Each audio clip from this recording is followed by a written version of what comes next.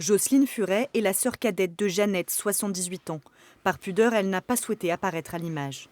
Le 7 novembre dernier, l'EHPAD de Cordemais l'appelle. Le récit qui lui est fait de l'agression sexuelle puis physique de sa sœur la hante encore, autant que ses séquelles.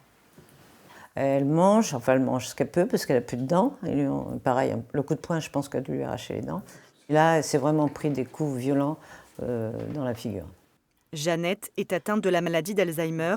Elle est mutique et depuis l'agression, son état a empiré. Elle est terrorisée.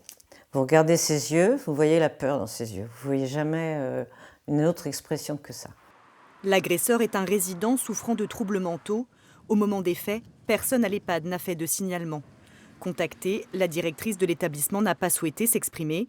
Le maire de Cordemais, président du conseil d'administration, déplore les faits. Il pointe du doigt la difficulté à recruter du personnel formé. De la soignante qui a constaté les faits, il n'y a pas eu de signalement et qui aurait dû être fait.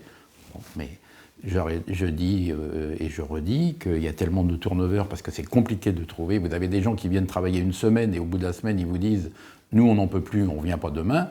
On a même des personnes qui ne viennent pas sans prévenir en disant « c'est terminé ». Enfin, c'est compliqué. Hein. Moi, je veux bien qu'on nous accuse et qu'on accable tout le monde, mais il n'empêche qu'il faut venir le gérer, l'établissement. Sous le choc, la famille porte plainte pour non-assistance à personne en danger et dissimulation de preuves. Elle a également écrit au procureur de la République. Je fais cela pour ma sœur aînée, Jeannette, mais aussi pour toutes les personnes qui vivent en EHPAD et pour leurs familles qui parfois tremblent pour les proches.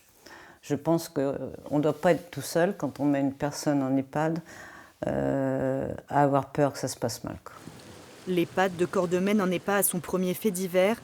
Une enquête est ouverte depuis avril pour suspicion d'empoisonnement d'un résident.